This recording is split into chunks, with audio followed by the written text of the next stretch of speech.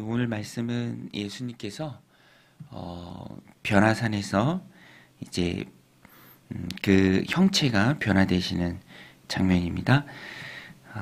엘리야와 모세와 함께 더불어 말씀을 나누시는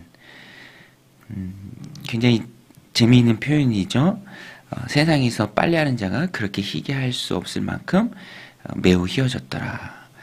그 옷이 광채가 날 때 예수님께서 보여지는 모습이 굉장히 영광스러운 모습이죠. 부활 이후에 또 변화되신 그 모습을 미리 잠깐이나마 제자들에게 보여주셨습니다.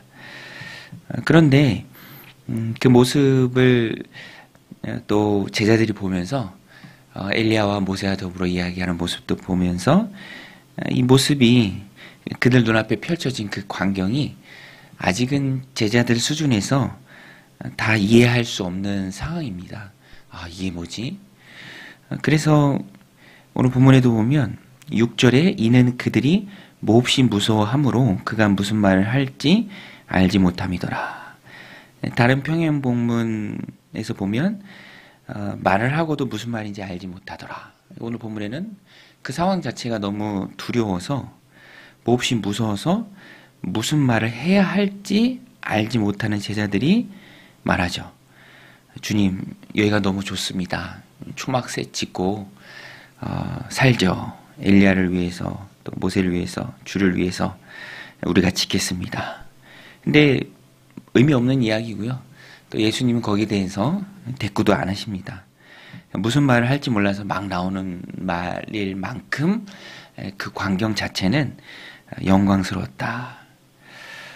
생각해 보면 그래서 아직은 제자들이 보고 이해하기에는 어려운 허락되지 않은 영광이고요.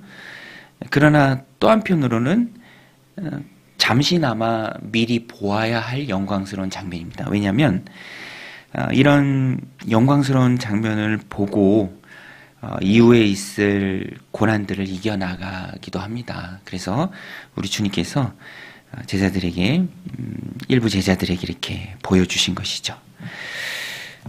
그런 광경이 끝나고 이제 변화산에서 산 아래로 내려옵니다. 제자들은 무슨 말을 해야 될지 몰라서 생각나는 대로 이렇게 얘기했지만 예수님께서는 지금 제자들에게 무슨 말이 필요할지를 정확히 알고 계셨습니다. 그래서 항상 제자들의 말은 부족함이 많아요. 그 안에 포함된 것 자체가. 그렇지만 예수님의 말씀은 그 자체로서 상황에 대해서 대상에 대해서 완벽합니다. 산에서 내려올 때 예수님 말씀하세요. 9절에 그들이 산에서 내려올 때에 예수께서 경고하시되 인자가 죽은 자 가운데서 살아날 때까지는 본 것을 아무에게도 이르지 말라. 너희가 본 그런 그 광경을 내가 십자가 고난 중에 죽임을 당하고 부활할 때까지는 죽은 자 가운데서 살아날 때까지는 아무에게도 이야기하지 말라. 이야기했을 때 그것이 오히려 십자가의 길, 사명의 길 가는데 방해가 될까 예수님께서 제자들에게 필요한 말씀을 해주신 것입니다. 그런데 제자들은 이해를 못합니다. 그래서 물어요. 자기들끼리 물어요. 예수님 저 말씀이 무슨 말씀입니까? 뭐 얘기를 하지 말라는 건 이해를 하겠는데 예수님께서 죽은 자 가운데 살아나신다는 건 무슨 말인가? 예수님께서 왜 죽으셔야 하지? 방금 자신들이 본 그 영광스러운 광경을 자기들 나름대로 해석을 해버립니다. 그래서 제자들이 이해하지 못해서 예수님께 질문을 해요. 근데 질문을 직접적으로 하진 않고 또 돌려서 합니다. 제자들이 질문한 것을 보면 그들의 마음의 상태가 어떤지를 정확히 알 수 있는데 너무 기쁜 거예요. 왜냐하면 유대인들은 다 알고 있습니다. 메시아에 대해서. 메시아의 대망사상이 있죠. 그리고 그 메시아가 영광의 주로 오셔서 메시아의 왕국을 건설할 것이고 특별히 누가 메시아인가 엘리야가 먼저 와서 준비를 합니다. 그런데 방금 그들이 본 광경에 누구도 부인할 수 없는 엘리야가 나타났잖아요. 그러니까 엘리야가 예수님과 대화하는 것을 보면서 분명히 예수님은 메시아이고 메시아의 왕국을 건설할 터이고 이제 본격적으로 시작될 터인데 룰루랄라 하면서 지금 산 아래로 내려가고 있는데 그들 입장에서는 뜬금없이 예수님께서 죽은 자 가운데 살아나신다라고 말씀을 하시는 거예요. 그러니까 예수님 죽는다는 거잖아요. 그러니까 그게 이해가 안 되는 거죠. 그래서 돌려서 질문을 합니다. 당시에 그들이 가지고 있던 생각 그리고 지금 막 본 것들 그것을 합해서 죽는 게 무슨 말입니까? 이렇게 질문하진 않고 예수님께 말씀하죠. 11절에 이에 예수께 묻자와 이르되 어찌하여 서기관들이 엘리야가 먼저 와야 하리라 하나이까?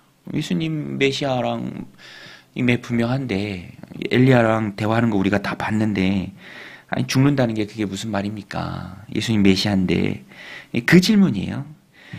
그때 예수님 말씀하시죠. 이르시되 엘리야가 과연 먼저 와서 모든 것을 회복하거니와 인자에 대하여 기록하기를 많은 고난을 받고 멸시를 당하리라 하였느냐. 그러나 내가 너희에게 이르노니 엘리야가 왔을 때 기록된 바와 같이 사람들이 함부로 대우하였느니라 하시니라. 구약성경 마지막 선지자인 선지서인 말라기에 나오는 엘리야는 지금 예수님이 변화산에서 대화한 그 엘리야가 아닙니다. 세례 요한이죠. 세례 요한이 엘리야의 심정을 가지고 예수님보다 6개월 먼저 오셨죠. 그리고 와서 예수님의 길을 평탄케 했습니다. 그런데 사람들은 몰라요. 세례 요한이 엘리야의 심정으로 온 사람이라는 것을 모르고 함부로 대하죠. 결국에는 죽였죠. 그것과 같이 예수님 메시아인 것도 모릅니다. 제자들도 똑같아요. 예수님 메시아인 것은 알지만 그들의 기대와 방향은 전혀 다릅니다. 헛된 기대감을 가지고 있고 잘못된 방향을 향해 제자들이 나아가고 있다. 그것을 잘 보여주는 게 이 상황이에요. 그래서 오늘 본문의 전체적인 모습은 예수님이 말씀하시지만 온전히 깨닫지 못하는 제자들.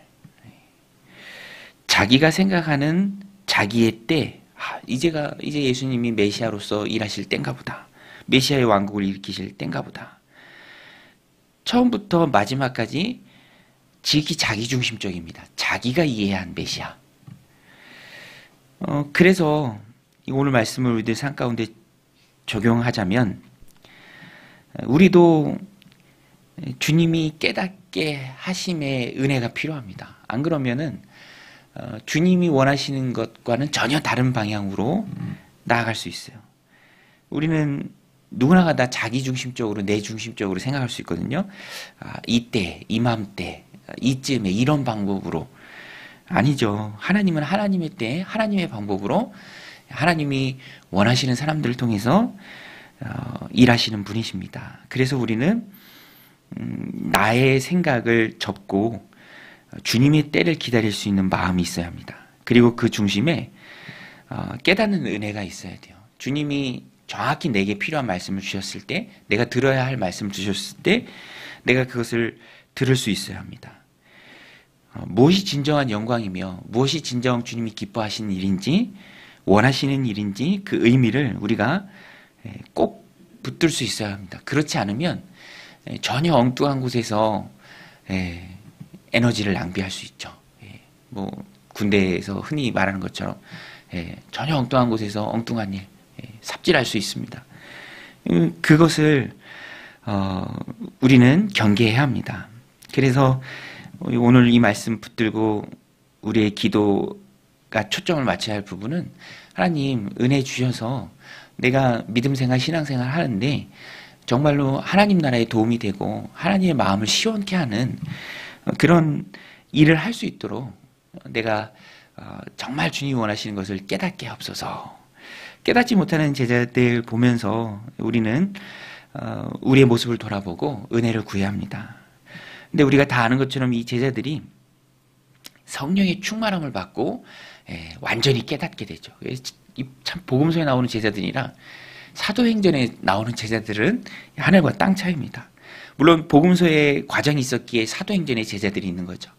오늘 우리도 하나님이 은혜 주셔서 하나님의 뜻과 그 마음을 우리가 깨달아 알 수 있도록 늘 주님 앞에 기도해야 합니다.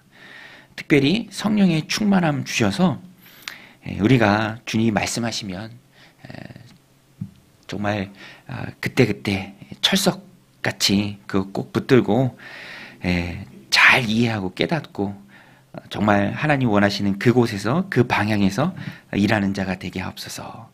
고린도전서 2장 10절에 보면 오직 하나님의 성령으로 이것을 우리에게 보이셨으니 성령은 모든 것 하나님의 깊은 것이라도 통달하시느니라. 성령은 모든 것 하나님의 깊은 것이라도 통달하시느니라. 성령이 하나님의 영이기 때문에 그렇습니다. 하나님의 영이신 성령이 우리 안에 충만할 때 우리도 하나님의 깊은 것이라도 통달할 수 있죠. 이거다. 이 방향이다. 이것이 주님이 원하시는 것이고 주님이 말씀하시는 것이고 영광의 의미다. 그래서 지금 내가 힘써야 할 일이 이거다. 성령이 깨닫게 해주십니다. 내가 원하는 것이 아니라 주님이 기뻐하시는 것이 무엇인지 성령님이 우리로 하여금 알게 해주시고요. 우리가 그것 붙들고 나가야 합니다. 그때 우리의 인생이, 우리의 신앙이 하나님 앞에 온전하고 기쁨과 보람이 있는 것이죠. 저도 어제 그 친구 목사님이 저녁쯤에 전화를 해서 얘기를 하고 싶었나 봐. 계속 통화를 안 끊고 해요. 그래서 한 2시간 가까이 한 것 같아. 아내가, 남자가 무슨 통화를 그렇게 오래 하냐. 근데 외로웠나 봐. 계속 얘기하고 싶었나 봐요. 그래서 막 들어주고, 지방에서 목회하는 목사님인데 뭐 이런저런 얘기를 다 하더라고요.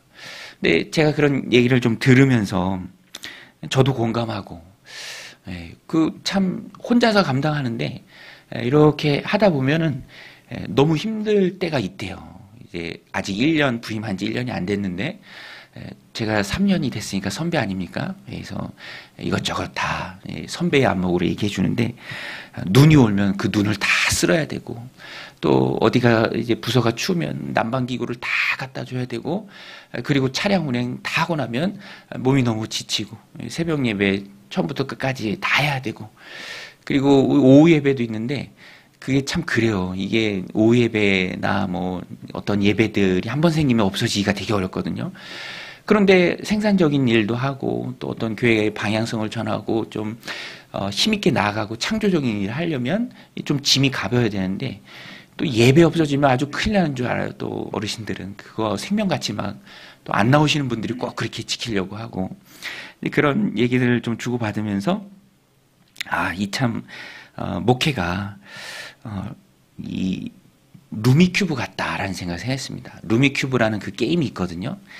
숫자를 막 조합해서 하는 게임인데 그게 여기에다 붙이고 이걸 이쪽으로 가서 이렇게 하고 참 이렇게 손 보고 또 애쓰고 이렇게 조합하고 막 그래야 될 일들이 많죠. 산더미처럼 많이 있습니다.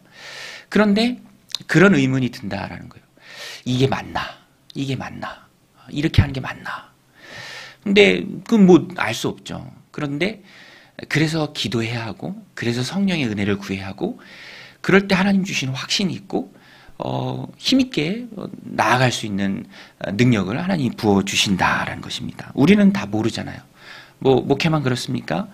자녀들을 양육할 때도 또 내가 내 인생을 살아갈 때도 또 누군가의 인생을 이렇게 인도하면서 지도해 줄 때도 이게 맞나 라는 그런 마음이 들 때가 많이 있습니다.